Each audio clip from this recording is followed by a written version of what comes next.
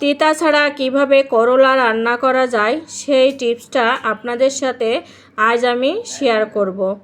করলা ভাজির কালার ঠিক রেখে আজকে করলা ভাজি করে নেব।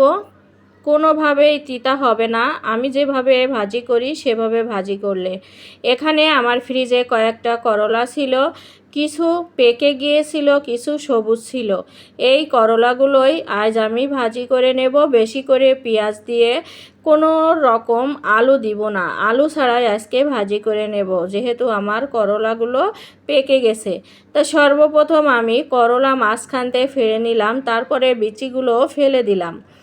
ফেলে দিয়ে এখন আমি করলাগুলো কেটে নিচ্ছি ভাজি করার জন্য। আমার প্রিয় ভাই বোনেরা, যে যেখান থেকে আমার ভিডিওটি ভালোবেসে দেখে থাকেন, প্রত্যেকে একটি লাইক দিয়ে আমার ভিডিওটি দেখা শুরু করবেন। এবং যেসব প্রিয় ভাই বোনেরা এখনও আমার চ্যানেলটি সাবস্ক্রাইব করতে ভুলে গেছেন, অবশ্যই আমার চ্যানেলটি সাবস্ক্রাইব করে আমার পাশে থাকবেন, আমি আশা করব। তো এদিকে আমি করলাগুলো কেটে নেব, তারপরে ধাপে ধাপে আমি কিভাবে আজ করলা ভাজি করি। সবাই আমরা কিন্তু করলা ভাজি করতে পারি, কিন্তু বেশিরভাগই করলা ভাজি করলে অনেকের করলা ভাজি তিতা হয়ে যায়, কিন্তু আমি আজ যেভাবে ভাজি করব কোনোভাবেই তিতা হবে না। করলাগুলো কেটে এখন আমি ধুয়ে নিচ্ছি। অবশ্যই মনে রাখবেন, করলা ভাজি করতে গেলে সাথে সাথেই ধুয়ে নেবেন, পানিতে ভিজিয়ে রাখবেন না। পানিতে ভিজিয়ে রাখলে করলা তিতা হয়ে যায়। ভালো করে ধুয়ে নিয়ে এখন আমি করলার উপরে লবণ দিয়ে দিলাম। লবণ দিয়ে এখন চটকিয়ে কিছু সময় রেখে দেব, যাতে করে যে তিতা হয়ে যায়। সবাই ভাজি করলে এরকম করে মেখে রাখলে কোনো রকমই তিতা হয় না।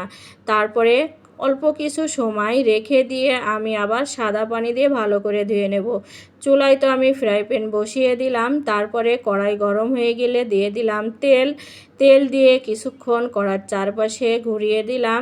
তারপরে এখানে আমি বেশি করে পেঁয়াজ কেটে নিয়েছিলাম আর কয়েকটা কাঁচামরিচ। এগুলো করলা ভাজি করতে তেমন কোনো উপকরণই লাগে না, দুইটা উপকরণ হলেই কিন্তু হয়ে যায়, পেঁয়াজ, কাঁচামরিচ, হলুদ, লবণ, 4টা আর করলা।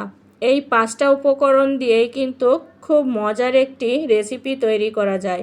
তো এদিকে পেঁয়াজের উপর হালকা করে ভেজে নিয়ে দিয়ে দিলাম লবণ আর হলুদ। হলুদের পরিমাণ কিন্তু একদম কম দেবেন, করলা ভাজিতে হলুদ বেশি দিতে হয় না, দিলে কালারটা ভালো দেখা যায় না। তো এদিকে আপনাদের সাথে আমি গল্প করব আর অল্প সময়ের মধ্যেই করলা ভাজি করে নেব।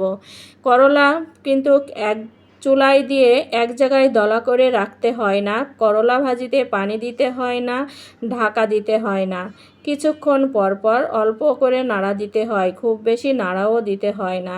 কিন্তু আমি ভিডিওটা তো এডিট করছি, তার জন্য মনে হচ্ছে খুব বেশি নাড়াচাড়া করতেছি, কিন্তু আসলেই তা না, কারণ সব ভিডিও তো আপনাদের সাথে শেয়ার করা যায় না। এই যে করলা ভাজি হয়ে গেল, করলা তো পাকা ছিল, কাঁচা ছিল, দেখেন যেমন করলা তেমনই কালার আছে।